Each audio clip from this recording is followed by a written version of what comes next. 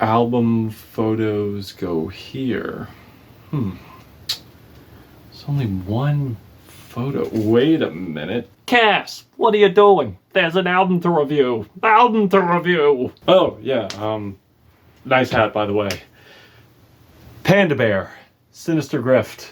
Hello one, hello all. It's the gothiest ghost of them all, Casp in the Flesh, and it's time for a review of Panda Bear, Sinister Grift. This is the latest album from Noah Lennox, aka Panda Bear, singer, songwriter, producer, multi-instrumentalist, co-founder of the legendary Neo Psych experimental band, Animal Collective. And this man has a huge catalog, whether it's his solo stuff or whether it's with Animal Collective, as he has dropped material even before joining the band, co-founding the band back in '99 with a self-titled release under Soccer Star, but now on Domino Records, and in a vast period of time, has released countless records, again, whether it's solo material with Animal Collective, and with Animal Collective, they have released some fantastic records,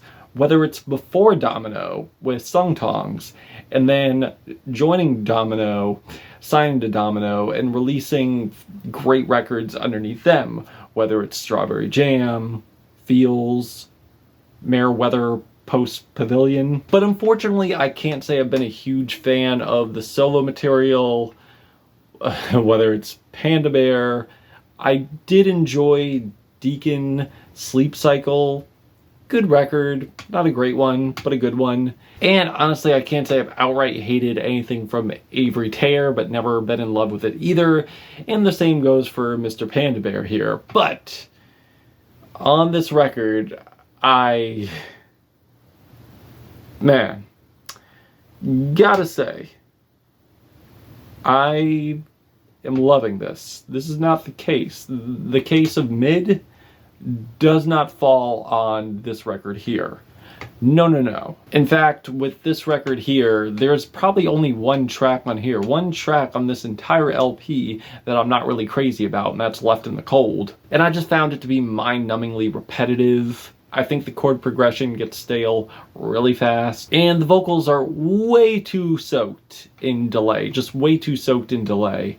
And that's honestly a criticism I've had in the past with Panda Bear before. Like, honestly, every complaint I've had with Panda Bear landed on this track, unfortunately. But other than that, the singles, the deep cuts, I found myself to be immensely satisfied. And surprisingly so. And on this record, he brings aboard even Animal Collective members. In fact, he brings the whole band. And honestly, there's moments here that remind me subtly of their best material, and also bringing on special guests too, whether it's his partner RIVKA Ravid of Spirit of the Beehive, or Cindy Lee, or even his own daughter, who he brings on here on the track Anywhere But Here. And they're really bringing together a fantastic, solid set of tracks. And with these tracks, they do not lack quirk one bit. In fact, they take the quirk and they add so much innovation to these quirks. They add something beautiful, something that has direction, something that has soul. And I feel like it's something that doesn't really take us on an ambient, repetitious detour. Like, they're not too tweaked, they're not too glossed up, they're not Shang Tsung'd as is previous material. And that's a Mortal Kombat reference, in case you didn't get that. Like, it feels so dreamy, but it also feels so natural. It flows so well at the same time. It's like I died and went to Neo Psych heaven, and I'm just showered with this bliss. It's just so beautiful. I'm just enjoying every second of it. I'm savoring every second of it. Like, I'm just getting more variety sonically in the best possible way. And I feel like consistently there's a foundation to these tracks as well. Like, he's built these tracks with influences, but he's also built these with creativity. He's built these with purpose. Like, it really feels like I'm really brought to another realm here, and it's like I'm transported into the depths of the most psychedelic, most tripped out, mindset, the corner of Noah's mind, and I'm just right there. Like I'm just encountering every psychedelic, intricate, melodic thought that he has. But also some dark thoughts as well. Like there's something about these tracks that just translate and have so much clarity, but not in a gross, overly produced, sanitary type of way. No. Whether it's praise that has these cavernous echoes to the percussion. Like this track has dub reggae written all over it. It's very dub. It's so fantastic. And we have the hand percussions colliding with the very dense synth chords. Not to mention the enchanting vocal trades with him and RIVKA. Like this track to me is honestly a prime example of less is more. But also we're getting like these laser-like searing synths on this track, along with some beautiful soloing at the end. And the whole thing has like a cheery, celebratory chorus, but looking deeper into the track, it's pretty heartbreaking as we're seeing this father trying to rekindle a relationship with their child, trying to reach out to them, and they're just turning them down. But it's funny because like there is like a juxtaposition here, how even though this thing sounds like it's straight out of like a montage of like a pop star, a sunshine pop star, like just having this prosperous journey and uprise, and in a juxtaposition to just inner turmoil of feeling like you lost that connection with your kid. And the song Ends Meet, I would say, has an equally sticky refrain. What else can I do? Which for a while was really stuck in my head. I couldn't tell what refrain I heard this from. It was just bugging me for the longest. And then I realized, I'm like, holy shit, this is actually Richie Valens' La Bamba. It's just slowed down. Except I would say this is just more tripped out, a little more tropical. Certainly a share of reverb delay and a beautiful contrast vocally between him and RIVKA. And we also get the perfect amount of distortion on these glimmering synth bits. And in terms of like noise inclusion, Avery Terra does a fantastic job here, creating a scene, creating a lot of atmosphere, like just a fantastic display of noise addition. And the bass here, the echoes, like it's tropical, but also sounds very nautical at the same time. And in terms of slower, more melancholic tracks, there's certainly a handful of those. First that comes to mind is Elegy of Noah. And I think it certainly does do a better job of Left in the Cold at being atmospheric, dystopian, cold, dreary. And with the melodies here, with the melodic nature of this, like this really does sound like the equivalent of Beach Boys doing their own version of Black Sabbath's Caravan. And I also gotta mention how cavernous this sounds, like the cavernous soundscape really does add to the dystopian feel here. And I feel the soundscape really does coalesce well with the tremendous longing in the lyrics here. And I think it's also important to mention how fantastic the flow and sequencing of this record is. Like, I feel putting the more bleak and forlorn tracks on the back end was an excellent move. And while I do think that the second track here isn't the most upbeat, like Anywhere But Here, sure, but I feel the album just gets darker and darker, and that starts with Venom's In, which is very meditative, but also has this prominent wall of swelling chords. And also the bass with the snapping percussion, the slow pounding drums really give it a very poignant regalness to the track. In a way, I would say that this kind of does sound like Velvet Underground's Venus and Furs, just a bit, just a tad bit. And the track Anywhere But Here, as I mentioned before, like I would say this track is dark but also vastly hypnotic, and also has his friggin' daughter doing spoken word in Portuguese, which has these vastly crushing lyrics of yearning for the end of a lifetime of suffering. And he really does sell it with the dramatic layered vocals on here. And he really does sell it with the dramatic layered vocals here that has these harmonies that just soar over the reverb. And I feel with some of the tracks here being so atmospheric, he really does bring tangibility, beauty, and sadness. And I really do feel like he's mastered the slower and sadder tracks here. Like he really has a grasp of the forlorn songwriting and producing. And while these tracks are melancholic, he really does give the listener something to grab onto and not just drift into the abyss of nothing and just create like a lull that just lulls them into slumber. Because this time he's giving me something more psychedelic, he's giving me something more immersive. So yes, without a doubt, he's definitely filling that void, giving me more sonic variation. And while there are moments where he's creating a lot with a little, like, he's definitely putting his whole heart into these little sections. And as I mentioned before, the flow of this record, the sequencing of this record is great, as we're getting in the beginning mostly a bunch of summery, exuberant, uplifting tracks, in tone, sonically of course. And the first that comes to mind is 50 mg. That has a very dizzying, nautical start, but Panda Bear starts this off like very playful in the beginning. So he pretty much has this playful mask, and with this mask I believe he's masking the inner turmoil and suffering that he's going through, like pretty much putting light on the dark times. So while there is a paradigm shift sonically, there has always been like that lyrical, lingering, ominous tone to the record.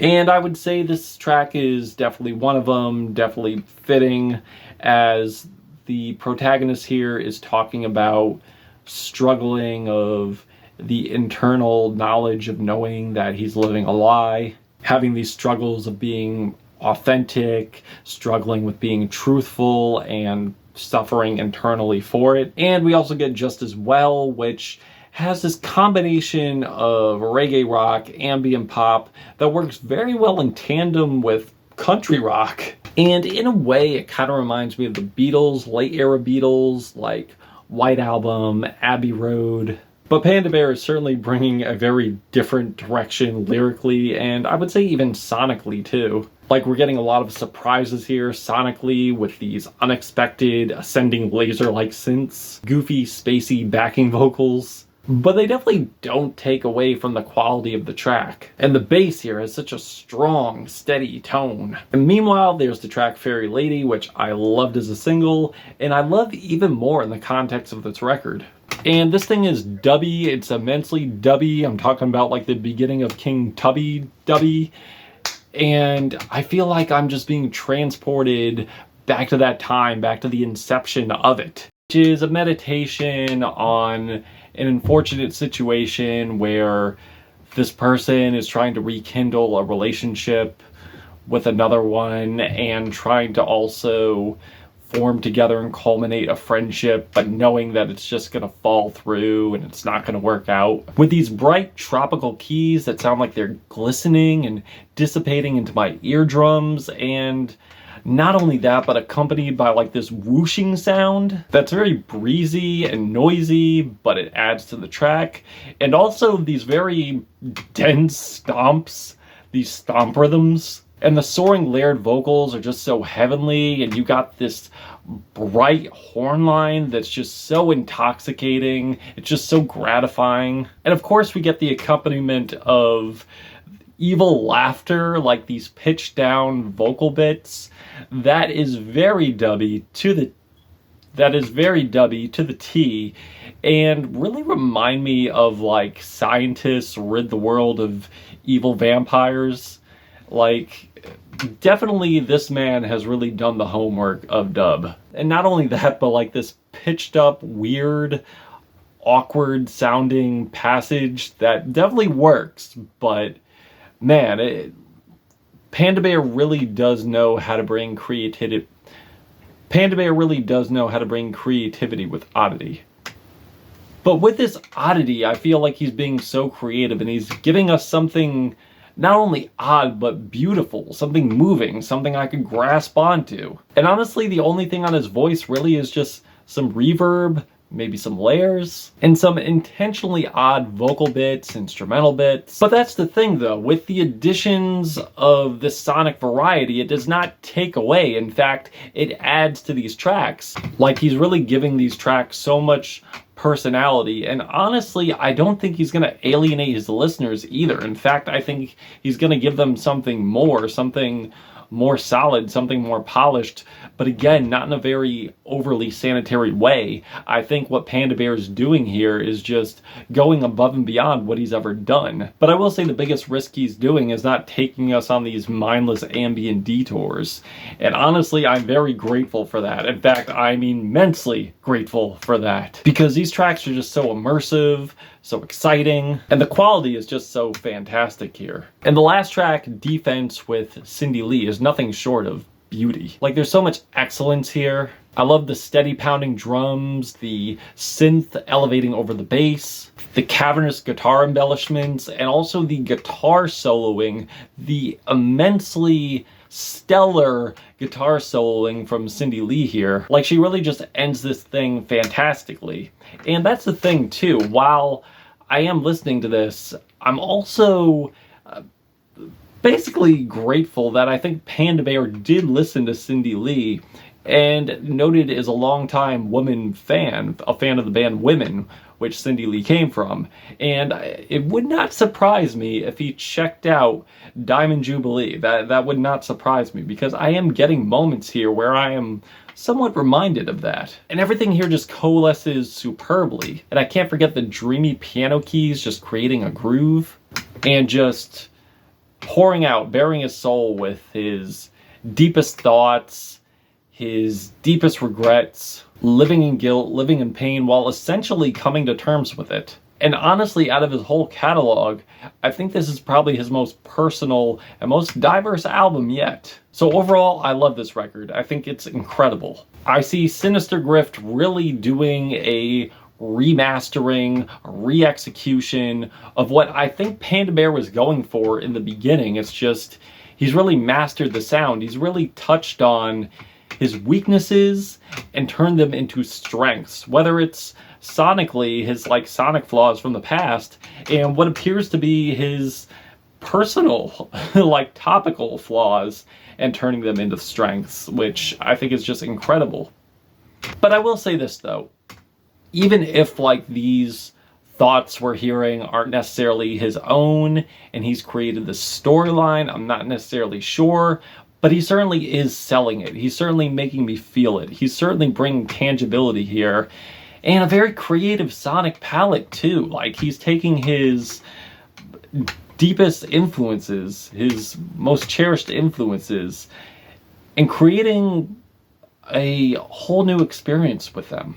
But topically, overall, like, I'm basically getting being flawed, coming to terms with it, and growing and being a better person. Being a better individual and trying to make amends to who you've had a falling out with. Even if it doesn't work out, at least you tried. At least you try to put in an effort. And coming to terms if it drifts apart. So overall, I found this to be, although a very confessional record, character-wise, a very emotive record, it's also a very fun record too. And I feel he's taken the fun in tone, sonically, and used it to contrast. He's contrasted the light with the dark. And I could honestly say I thoroughly enjoyed this tropical journey that also had some cold moments too. And I just found this a very gratifying listen, to be 100% honest. I'm feeling a 4.5 out of 5 on this record, but if you've given this a listen, what did you think? Did you love it? Did you hate it? Why? That's it. Caspa. Gothic Ghost, Panda Bear, Sinister Grift, till we meet again.